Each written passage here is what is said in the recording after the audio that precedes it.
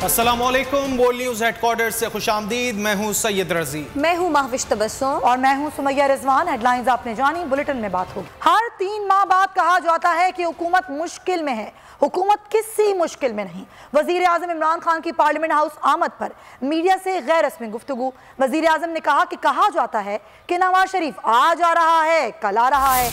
नवाज शरीफ जब सऊदी अरब गया तब भी यही कहा जाता था। वजीर आजम का अपोजिशन लीडर शहबाज शरीफ के बारे में ये कहना था कि उनकी तकरीर नहीं बल्कि नौकरी की दरख्वास्त होती है। वजीर आजम इमरान खान ने साथियों से गैर रस्मी गुफ्तगू में कहा, हर 3 माह बाद कहा जाता है कि हुकूमत मुश्किल में है। हुकूमत किसी मुश्किल में नहीं। वजीर आजम इमरान खान ने पार्लियामेंट हाउस आमद पर मीडिया से गैर रस्मी गुफ्तगू में कहा कि कहा जाता है कि नवाज शरीफ आज आ रहा है, कल आ रहा है। नवाज शरीफ जब सऊदी अरब गया था तब भी यही कहा जाता था। वजीर आजम ने अपोजिशन लीडर शहबाज शरीफ के बारे में कहा कि उनकी तकरीर नहीं बल्कि नौकरी की दरख्वास्त होती है। हर 3 महीने के बाद अब हुकूमत मुश्किल में है, कल मुश्किल में है। खान साहब, फ्रेश इलेक्शन होगा या असेंबलियां तोड़ देंगे? खान साहब, नवाज शरीफ से आपका मौक़िफ़ क्या है कि नवाज शरीफ आज आ रहा है, कल आ रहा है? ये जब पहले गया था ना सऊदी अरेबिया, तब भी हम सुनते थे अब आ रहे हैं, कल आ रहे हैं। जब तक वो हर 3 महीने के बाद अब हुकूमत मुश्किल में है, कल मुश्किल में है। खान साहब, फ्रेश इलेक्शन होगा या असेंबलियां तोड़ देंगे? खान साहब, नवाज शरीफ से आपका मौक़िफ़ क्या है कि नवाज शरीफ आज आ रहा है, कल आ रहा है? ये जब पहले गया था ना सऊदी अरेबिया, तब भी हम सुनते थे अब आ रहे हैं, कल आ रहे हैं। जब तक वो हर 3 महीने के बाद अब हुकूमत मुश्किल में है, कल मुश्किल में है। खान साहब, फ्रेश इलेक्शन होगा या असेंबलियां तोड़ देंगे? खान साहब, नवाज शरीफ से आपका मौक़िफ़ क्या है कि नवाज शरीफ आज आ रहा है, कल आ रहा है? ये जब पहले गया था ना सऊदी अरेबिया, तब भी हम सुनते थे अब। विफाकी काबीना ने तरमीमी फाइनेंस बिल की मंजूरी दे दी। तरमीमी फाइनेंस बिल के अहम खदोखाल सामने आ गए। मुख्तलिफ अशिया पर टैक्स छूट खत्म और शरह 17% पर लाई जाएगी। टैक्स से मुतालिक नए ज़ाब्ते लागू होंगे। मिनी बजट के बाद मोबाइल फ़ोन्स, अद्वियात, पैकिंग, मसाले और बड़ी गाड़ियों समेत कई अशिया महंगी होने का इम्कान है।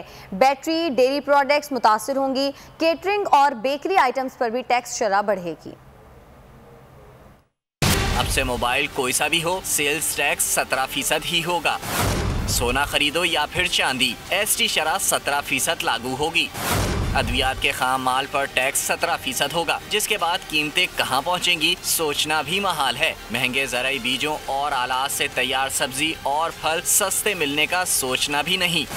होटलों पर खाना खाना हो या बेकरी आइटम्स मंगवाना, टैक्स शरह होगी 17%। परचून फरोशों पर पहले 10% टैक्स था, अब 17% होगा। दरामदी मुर्गियां हो या फिर जानवर, पुरानी शरह पर टैक्स अब नहीं लिया जाएगा। बैटरी पर मौजूद 12% टैक्स में मजीद 5% का इजाफा होगा।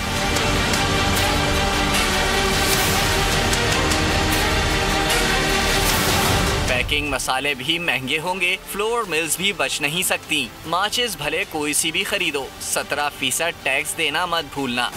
साशे में बिकने वाली चीजें और पैकिंग में मिलने वाले मसाले भी लिस्ट में शामिल हैं।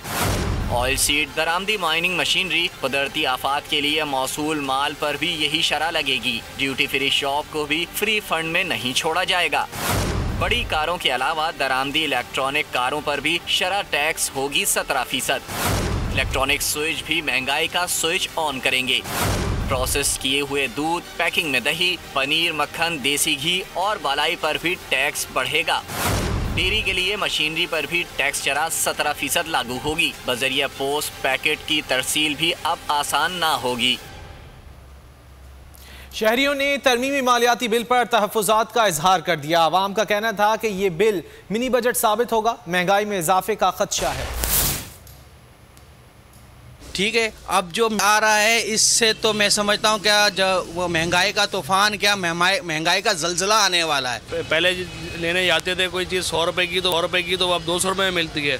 और यहाँ पे जो है कस्टमर जो है वो कहता है कि दुकानदारों ने महंगाई कर दी है। महंगाई का तो ये आलम है मेरे भाई। इस टाइम जो पहले ऐसा होता था कि हम कुछ गरीब आदमी जो है आटा दाल रोटी खा लेता था, इस टाइम तो यह हाल है कि एक टाइम की भी रोटी जो है ना मैसर मुश्किल है।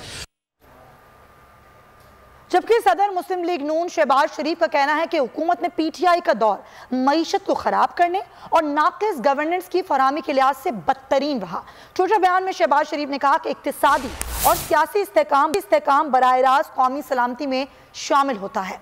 शहरी अपने मुस्तकबिल के बारे में इतने नाउम्मीद पहले कभी नहीं थे। इसके मज़म्मरात कौमी सलामती पर हैं। ये ट्विटर बयान में शहबाज शरीफ का कहना था। उन्होंने कहा कि हुकूमत में पीटीआई का दौर मईशत को ख़राब करने और नाकिस गवर्नेंस की फराहमी के लिहाज से बदतरीन रहा है।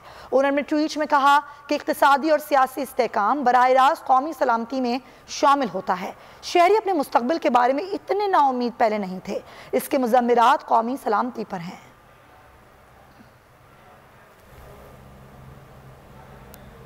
शरीफ खानदान के जब भी निकले चोरी की खबरें और कारनामे ही निकले। मुआवने खसूसी शहबाज गिल का मरियम औरंगजेब के बयान पर रद्द-ए-अमल। कहा मुल्क को जाती जागीर समझकर नोचने वाले मफरूर हैं। शहबाज गिल ने कहा कि मियां मफरूर लूट खसूट की वजह से निकाले गए। ना अहल दरबारी मियां मफरूर की करप्शन के दिफा के लिए कोशां हैं। कौम का पैसा लूटने वाले दरबारी मुश्किल में हैं। ना अहल दरबारी मफरूर आका के लंदन से निकाले जाने के जवाब ढूंढ रहे हैं।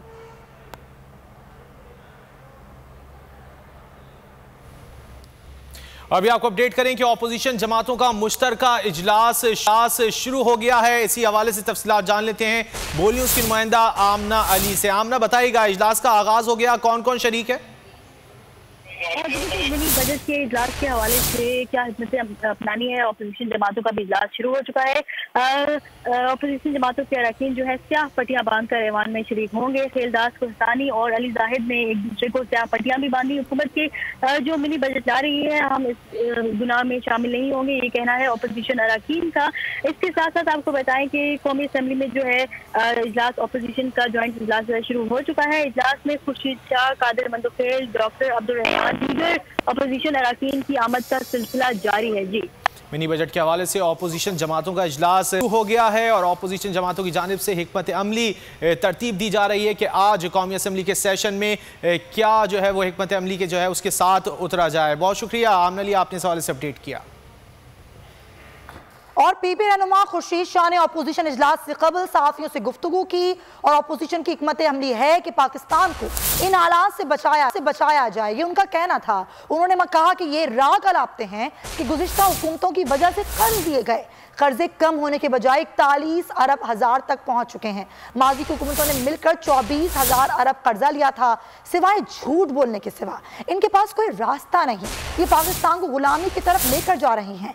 आज तरमीमी बिल ऐवान में आएगा। अपोजिशन लीडर और जरदारी साहब भी आ जाएंगे। डील और तब्दीलियां इस मुल्क में होती रहती हैं। उन्होंने क्या कहा आपको सुनवाते हैं। अब तो हम जमा हो रहे हैं और हिकमत अमली पूरी यही होगी कि पाकिस्तान को इन हालात से बचाएं, मकरूज होने से बचाएं। मकरूज तो हम बहुत हो चुके हैं। ये राग लापते हैं कि पिछली हुकूमत का कर्जा उतारने के लिए हमने दूसरे कर्जे लिए हैं, तो कर्जे फिर कम होने चाहिए। मगर कर्जे जो है वो 41,000 बिलियन कर्जा हो गया है। पाकिस्तान के हिस्ट्री में, दुनिया की हिस्ट्री में भी कोई ऐसी हुकूमत नहीं होगी कि जिसने सिर्फ मुख्तसर 3 साल के अरसे में ढील और तब्दीलियाँ इस मुल्क में होती रहती है। इसका कोई भी गरीबों के लिए बड़ा दिन है। फलाही रियासत की बुनियाद रख दी है। वजीर खजाना शौकत तरीन का तकरीब से खिताब। कहा फसलों, कारोबार और घरों की तामीर के लिए कर्जों का प्रोग्राम शुरू कर दिया है। 40 लाख घरानों को बिला सूद कर्ज फराहम किया जाएगा। जैसे जैसे प्रोग्राम फैलेगा निचले तबके में तब्दीली आएगी, निचले तबके में खुशहाली आएगी, तभी असल पाकिस्तान बनेगा। ये ख्वाब जो हैं दिखाए जाते हैं और ये कहा जाता है कि मईशत जो है तरक्की करेगी, उसके समरात जो हैं ऊपर से नीचे आएंगे। आज तक तो वो समरात नीचे तक नहीं पहुँचे और हमारे गरीब अवाम वो ख्वाबों में ही उन्होंने अपनी ज़िंदगियाँ गुजार दी। अब एक शख्स आया है जो रियासत मदीना में यकीन रखता है और उसका नाम है इमरान खान, और उसने कहा कि देखें हम मईशत को ज़रूर तरक्की देंगे, हम ज़रूर सबके लिए ये काम करेंगे कि ऊपर वाले के लिए भी इनको बड़े बैंक्स जो हैं वो पैसे देंगे और ये आगे आके आप लोगों को पैसे देंगे। तो किस किस चीज़ के लिए पैसे देंगे? एग्रीकल्चर के लिए देंगे जिसमें हर फसल के लिए 1.5 लाख रुपए तक देंगे बिला सूद। तो 2 फसलें हैं तो उसमें 3 लाख हो गया। 2 लाख देंगे ट्रैक्टर, थ्रेशर जो इम्प्लीमेंट होते हैं उसके लिए देंगे, तो 5 लाख का लोन हो गया। फिर 5 लाख का कारोबार के लिए हर घराने के। मालियाती तरमीमी बिल यानी मिनी बजट के लिए कौमी असम्बली इजलास आज शाम 4 बजे होगा। इजलास का 18 निकाती एजेंडा जारी कर दिया गया। तरमीमी मालियाती बिल वजीर खजाना शौकत तरीन पेश करेंगे। इजलास में ज़िमनी एजेंडे के तौर पर स्टेट बैंक की खुद मुख्तारी का बिल भी पेश किए जाने का इम्कान है।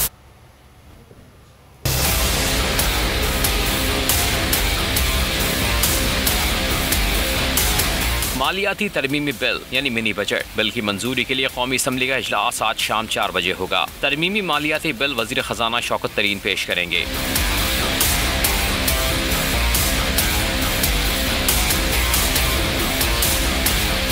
कौमी असम्बली इजलास का 18 नुकाती एजेंडा जारी कर दिया गया। एजेंडे के मुताबिक मालियाती बिल के अलावा 8 ऑर्डिनेंस भी इजलास में मंजूरी के लिए पेश किए जाएंगे। स्टेट बैंक की खुद मुख्तारी का बिल एजेंडे में शामिल नहीं। तमाम इजलास में ज़िमनी एजेंडे के तौर पर स्टेट बैंक की खुद मुख्तारी का बिल भी पेश किए जाने का इम्कान है। कौमी असम्बली में आज के इजलास में सानह सियालकोट पर भी बहस की जाएगी। चेयरमैन नैब जैसे रिटायर्ड जावेद इकबाल का कहना है कि नैब मसला नहीं, मसाइल का हल है।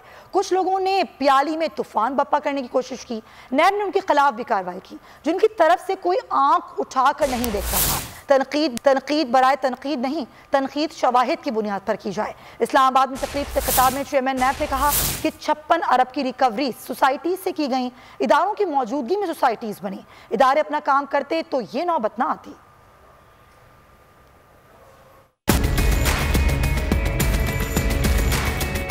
कि जो हमारी रिकवरीज हैं उसमें थोड़ा सा कन्फ्यूजन पैदा हुआ और कुछ लोगों ने चाय की प्याली में तूफान उठाने की कोशिश की कि जी ये रिकवरी 541 अरब रुपए कहाँ चले गए। 541 अरब रुपए कोई करेंसी नोट नहीं थे जो अलमारी में बंद थे कि मैं आपके सामने गिन के बताता कि जी ये तारीख की सबसे बड़ी जो रिकवरियां हैं वो नैब के इन 4 सालों के दौरान हुई हैं। इसमें तमाम नैब शामिल है। ये कोई क्रेडिट चेयरमैन साहब या डिप्टी चेयरमैन साहब या डीजी साहबान का नहीं है कि 541 अरब की रिकवरी है, डायरेक्ट भी है और इनडायरेक्ट भी। लोगों को क्यों गुमराह किया जा रहा है? नैब आपका अपना इदारा है, नैब कोई मसला नहीं है, नैब मसाइल का हल है।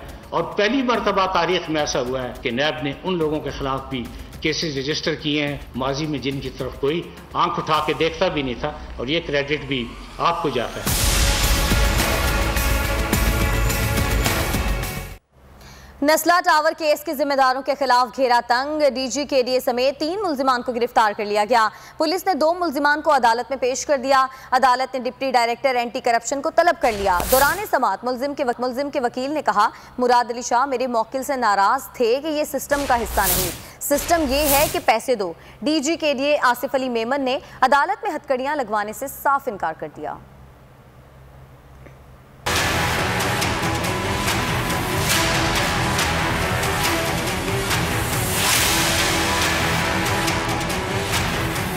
नस्ला का मसला खड़ा करने में कौन कौन जिम्मेदार, पुलिस का भरपूर एक्शन, 3 अहम मुल्जिमान गिरफ्तार। डीजी आसिफ मेमन को गुज़िश्ता रोज गिरफ्तार किया गया। Assistant director land Atif Ali Khan और additional director recoveries Sheikh Farid को हिरासत में लिया गया। आसिफ मेमन समेत 2 मुल्जिमान को इख्तियारात से तजावुज के केस में अदालत लाया गया। अदालत ने डिप्टी डायरेक्टर एंटी करप्शन को तलब कर लिया। अदालती इस्तफसार पर मुल्जिमान के वकील ने बताया, मुराद अली शाह मेरे मौक्किल से नाराज हुए।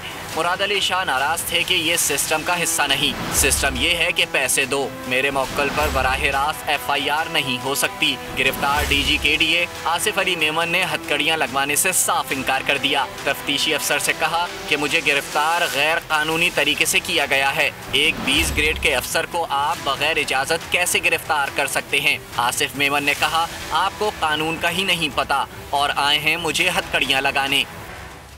इदारों के नाम पर हाउसिंग सोसाइटी रखना गैर कानूनी है, chief justice Islamabad high court ने वाज़ेह कर दिया।